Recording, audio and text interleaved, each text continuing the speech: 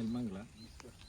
ವೃತ್ತಿಯಲ್ಲಿ ಕೃಷಿಕ, ಪ್ರವೃತ್ತಿ ಒಂದು ಸಮಾಜಕ್ಕೊಂದು ಒಳ್ಳೆ ಏನಾದರೂ ಒಂದು ಪ್ರಕೃತಿ ಜೊತೆಗೆ ಏನಾದರೂ ಒಂದು ಸಮಾಜಕ್ಕೆ ಒಳ್ಳೆ ಆಹಾರ ಇರಬೇಕು ಅಂತ ಒಂದು ಸ್ವಲ್ಪ ರೈತರನ್ನ ದುಡ್ಡು ಹಾಕಿ ಅವ್ರ ಕೈಲಾದಷ್ಟು ಒಂದು ಸಮಾಜಕ್ಕೆ ಒಳ್ಳೆ ಆಹಾರ ಕೊಡಬೇಕು ಒಂದು ಆರ್ಗ್ಯಾನಿಕ್ ಫಾರ್ಮಿಂಗ್ ಮಾಡ್ತಾಯಿದ್ವಿ.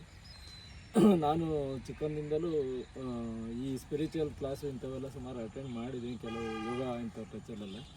ನಾನು ಆ್ಯಕ್ಚುಲಿ ಹೇಳ್ಬೇಕು, ಸುರೇಂದ್ರ ನಾವು ಸ್ನೇಹಿತರೆ, ಸುಮಾರು ಅಳುಬ್ರೆ ಒಂದು ವಾಟ್ಸಪ್ ಹಾಕಿದ್ರು, ಇನ್ನೇನು ಎಲ್ಲ ಇದ್ದಂಗೆ ಇದೇ ಇರ್ತದೆ ಅಂತ. ನಾನು ಹಂಗೂ ಟ್ರೈ ನೋಡೋಣ ಅಂತೇಳಿ ಈ ಸ್ಪಿರಿಚುವಲ್ ಅನ್ನೋದು ಒಂದು ಸುಮಾರು 1 ತಿಂಗಳಿಗೆ 2 ತಿಂಗಳಿಗೆ 6 ತಿಂಗಳಿಗೆ ಒಂದ್ಸಲ ಹೋಗ್ತಾ ಇರಬೇಕು. ಏನಂದರೆ ದೋಚ್ಕೊಂಡು ಹೋಗ್ಬೇಕು, ಖಾಲಿ ಮಾಡ್ಕೊಂಡು ಮೇಡಮ್ ಹೇಳ್ದಂಗೆ ಖಾಲಿ ಮಾಡ್ಕೊಂಡು ಬರಬೇಕು, ತಿರ್ಗಿ ದೋಚ್ಕೊಂಡು ಹೋಗ್ಬೇಕು.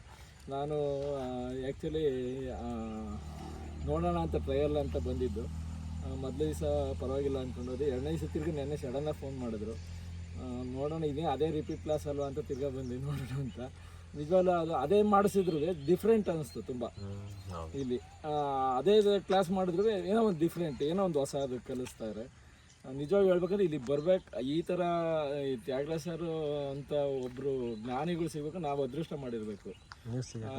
ಅದು ಈ ವಾತಾವರಣ ಇದೆಯಲ್ಲ, ಈ ರಾಮನಗರ, ಈ ಸುತ್ತಮುತ್ತಲು ಬೆಟ್ಟಗುಡ್ಡ, ಆ ಬೆಟ್ಟದ ಮೇಲೆ ಹತ್ತಿರಂತೂ ಅದು ಒಂಥರ ರೋಚಕ, ಹೇಳೋಕ್ಕಾಗಲ್ಲ. ನಾವು ಎಲ್ಲಿದ್ದೀವಿ ಅಂತಲೇ ಹೇಳೋಕ್ಕಾಗಲ್ಲ. ನಾವೆಲ್ಲ 1000 ಕಿಲೋಮೀಟ್ರ್ ಹೋಗ್ತೀವಿ.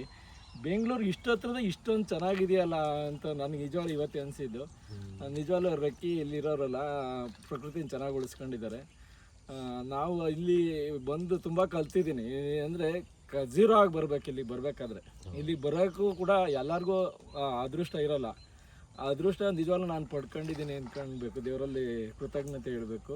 ಆಮೇಲೆ ಆ್ಯಕ್ಚುಲಿ ಹೇಳ್ಬೇಕು ಅಂದರೆ ಗುರುಗಳು ನಿಜವಾಗ್ಲೂ ಅವರು ಸ್ನೇಹಿತರು ಇಲ್ಲ ಗುರುಗಳ ಜ್ಞಾನಿಗಳು. ನಾನು ಬಂದಾಗ ಏನೋ ಈಗೋ ಇರ್ತದೆ, ನಮ್ಮನ್ನು ಯಾವ ಥರ ಟ್ರೀಟ್ಮೆಂಟ್ ಮಾಡ್ತಾರೋ ಏನೋ ಅಂತಾರ ಬಂದೆ.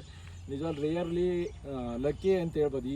ಈ ಪ್ಲೇಸಾಗಿ ಇರೋರು ಹತ್ರದಾಗ ಹೇಳಿದೆ, ಇವರು ಸುರೇಂದ್ರ ಹೇಳ್ದಂಗೆ ಪಕ್ಕದಾಗಿರೋರು ಅದನ್ನು ಗುರುತಿಸಲ್ಲ.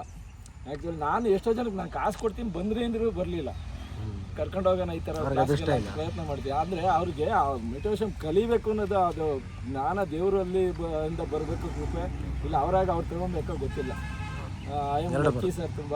ನಾನು ನಿಜವಾಗ್ಲೂ ಯಾರಿಗಾದ್ರೂ ಏನಾದರೂ ತೊಂದರೆ ಇರೋರಿಗೆ ಖಂಡಿತ ಸಜೆಷನ್ ಮಾಡ್ತೀನಿ, ಈ ಥರದ್ದು ಹೋಗ್ರಿ, ಕಲಿಯೋದು ತುಂಬ ಇದೆ. ಜ್ಞಾನ ಯಾವತ್ತೂ ನಾವು ಕಲಿಬೇಕು. ಪ್ರಕೃತಿ ಜೊತೆಗಂತೂ ಜೀವನ ಮಾಡೋದು ಕಲ್ತ್ಕೊಂಡ್ರೆ ಮಾತ್ರ ನಮ್ಮ ಲೈಫ್ ಲೀಡ್ ಆಗೋಕ್ಕೆ ಸಾಧ್ಯ. ತುಂಬ ಇಲ್ಲಿ ತುಂಬ ಸಫರ್ ಪಡ್ತೀವಿ ನಾವು. ಅಯ್ಯೋ ಎಲ್ಲನೂ ಕಾಯ್ಕೊಂಡು ಕೂತವ್ರೆ ನಮ್ಮನ್ನು, ಎಲ್ಲೇ ವಯಸ್ಸಿಗೆ ಹಾಕಿದ್ರೆ ಮುಗೀತು ನಮ್ಮ ಕತೆ. ಅದರಿಂದ ಏನು ಬಚಾವಾಗಬೇಕು, ಹೆಂಗೆ ಬದುಕಬೇಕು. ಮೇಡಮ್ ಡಾಕ್ಟ್ರು ಕೂಡ ಹೇಳಿದ್ರು, ನಾನು ಸಜೆಷನ್ನೇ ಇಲ್ಲ ನಮ್ಮ ಹತ್ರ, ಆ ಥರದ್ದು ಏನಾದರೂ ಒಂದು ಒಳ್ಳೇದು ಕಲಿಬೇಕು ಅಂತ. ಅಂಥವರೇ ಬಂದಿದ್ದಾರೆ.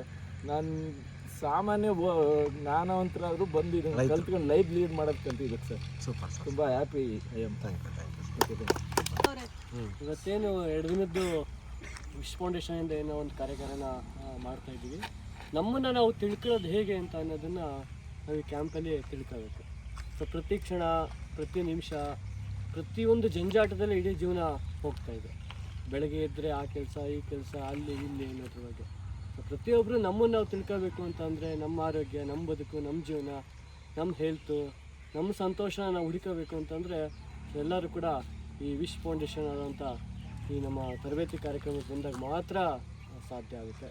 ಸೊ ಅದರಿಂದ ಇಲ್ಲಿ ಕಲಿಯೋವಂಥದ್ದು 1000 ಇರುತ್ತೆ. ಸೊ ಬೇರೆ ಕಡೆ ನಾವು ಎಲ್ಲೇ ಹೋದ್ರೂ ಕೂಡ ಕೇಳ್ತೀವಿ ಅಷ್ಟೇ, ಕೇಳ್ತೀವಿ, ಓದ್ತೀವಿ. ಆದರೆ ಅದನ್ನು ಅನುಭವಿಸೋವಂಥ ಒಂದು ಯಾವ್ದಾದ್ರು ರಿಯಾಲಿಟಿ ಆಗಿರುವಂಥ ಒಂದು ಆರೋಗ್ಯ ಶಿಬಿರ, ಹೆಲ್ತ್ ಕ್ಯಾಂಪ್ ಅನ್ನೋದು ಏನೋ ಇತ್ತು ಅಂತಂದರೆ ಸೊ ವಿಶ್ ಫೌಂಡೇಶನಿಂದ. ಸೊ ವಿಶ್ ಫೌಂಡೇಶನ್ ಎಲ್ಲರೂ ಒಂದು ಥ್ಯಾಂಕ್ಸ್ ಹೇಳೋಣ. ಸೊ ಎಲ್ಲರೂ ಹೀಗೆ ನಗ್ನಗ್ತಾ ಖುಷಿಯಾಗಿ ಹ್ಯಾಪಿಯಾಗಿ ಎಲ್ಲರೂ ಬರ್ತಾ ಇರಿ, ಎಂಜಾಯ್ ಮಾಡ್ತಾ ಇರೋಣ, ನಗ್ತಾ ಇರೋಣ, ಆನಂದವಾಗಿರೋಣ. ಜೈ ವಿಶ್ ಫೌಂಡೇಶನ್.